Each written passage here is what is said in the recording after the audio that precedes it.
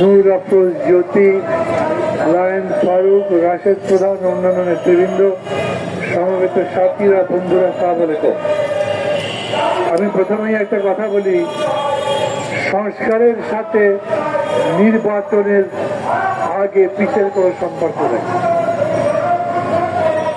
যে সংস্কার আপনি করতে চান, যতদূর করতে চান, সবাই মিলে আলোচনা করে ঠিক করা হবে। এবং ডক্টর ইউনূস নিজে আমাদের সঙ্গে কথা বলবার সময় বলেছেন, পত্রিকায় তার এই সংবাদ ছাপা হয়েছে, জাতীয় ঐকমত্যের বাইরে কোনো সংস্কার করা হবে না। আজকে পত্রিকায় দেখবেন ছাপা হয়েছে, একটা কমিটি রিপোর্ট দিয়েছে, তারা দ্বিকক্ষ বিশিষ্ট পার্লামেন্টারি সিস্টেমের কথা বলবে। এই দ্বিকক্ষ বিশিষ্ট পার্লামেন্টারি সিস্টেম যদি অনেকগুলো রাজনৈতিক দল না মানে, তাহলে এটা হবে না। এটা যদি যৌক্তিক হয়, তা হবে না।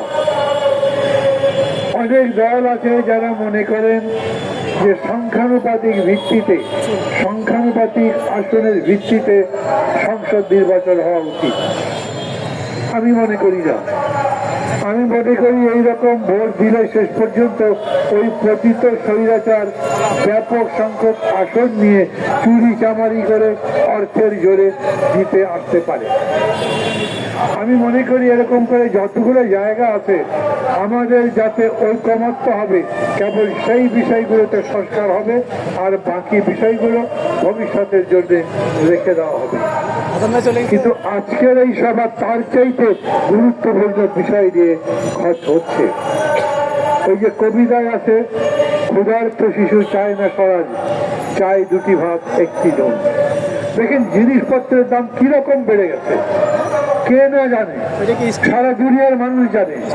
ডক্টর ইউনূস জানেন না, অন্যান্য উপদেষ্টারা জানেন না, জানে তো বটে। দায়িত্ব পাবার পরে পরে জনাব সালেউদ্দিন আহমেদ বাজারে ঘুরেছিলেন একটু করে, জিনিসের দাম এত বেশি কেন, কিভাবে কমানো যায়, সেটা যারা বিক্রেতা তাদের সাথে কথা বলতে গিয়েছিলেন। উনি ফিরে আসবার পরে জিনিসের দাম আরো বেড়ে গেছে। এটা পত্রিকায় লিখেছে। আজ পর্যন্ত জিনিসের দাম কমাবার ব্যাপারে এই সরকারে আমরা অন্য কোনো উদ্যোগ দেখিনি। নিউজ পত্রিকার সম্পাদক নুরুল কবির এই প্রধান উপদেষ্টার একটা ইন্টারভিউ করেছিলেন। আমি মনে করি আপনারা অনেকে দেখেছেন, যারা দেখেননি তাদেরকে নতুন করে দেখবার জন্য অনুরোধ করব।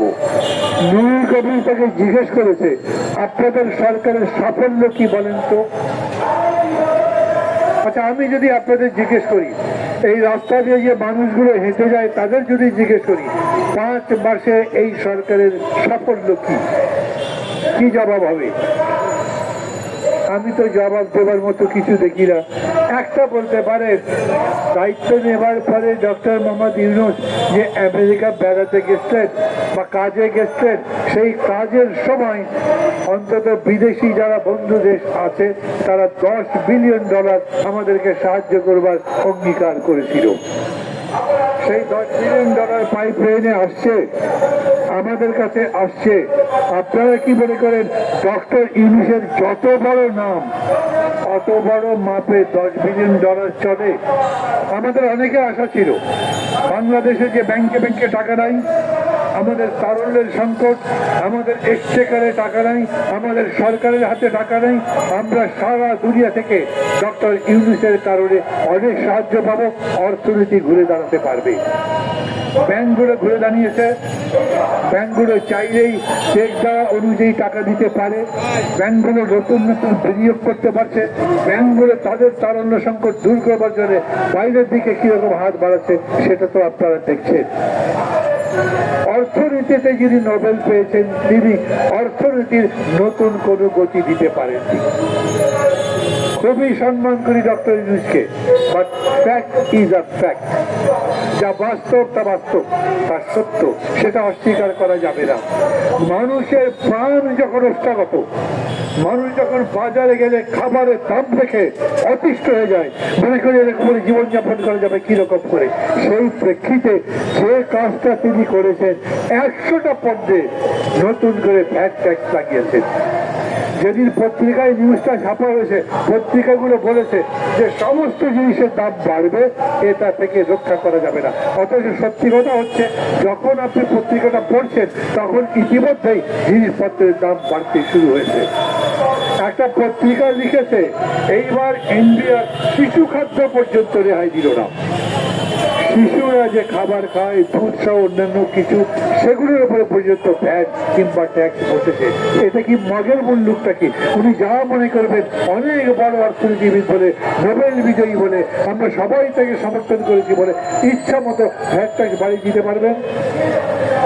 ঢাকা মহানগরে যারা থাকেন তারা দেখেছেন টিসিবির ট্রাকগুলো যখন কোথাও দাঁড়াতো সেখানে কিরকম মানুষের ভিড়। যে কয়েকজনের জন্য তারা খাবার দ্রব্য আনতে পারত, খুবই তাড়াতাড়ি সেটা শেষ হয়ে যেত। তারপরে ট্রাক যখন চলতে শুরু করতো, তার পেছনে দুঃখ মানুষের দৌড়াদৌড়ি। দেখেছেন আপনারা? এই তো দেশ। আপনি যদি গর্ব করেন, কেবল আপনি নোবেল বিজয়ী হয়েছেন, আপনাদের যারা যারা এই উপদেষ্টা পরিষদে আছেন তারা নিজেরা নিজেদের কাজের ক্ষেত্রে খুব সফল, সেই কথা শুনে ওই যে রিক্সা যিনি চালান, ভ্যান গাড়ি যিনি চালান, যিনি গ্রামের মধ্যে লাঙ্গল চালান, সেই মানুষের কি লাভ বলেন? আমরা তো সেই দেশ চাই। আপনারা নিজেরাও স্লোগান তুলেছেন, আমাদের ছাত্র ভাইরা স্লোগান তুলেছেন, বৈষম্যহীন দেশ চাই। এই দেশে বৈষম্যহীন দেশ হওয়ার মতো একটা কোনো পদক্ষেপ গ্রহণ করেছেন? কোন একটা জায়গাতে বৈষম্য দূর হয়েছে সেরকম আছে?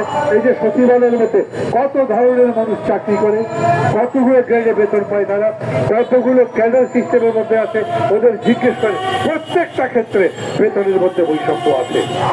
এই যে তারা এক একটা ধর্মঘট করছে, বেতনের দাবিতে মিছিল করছে,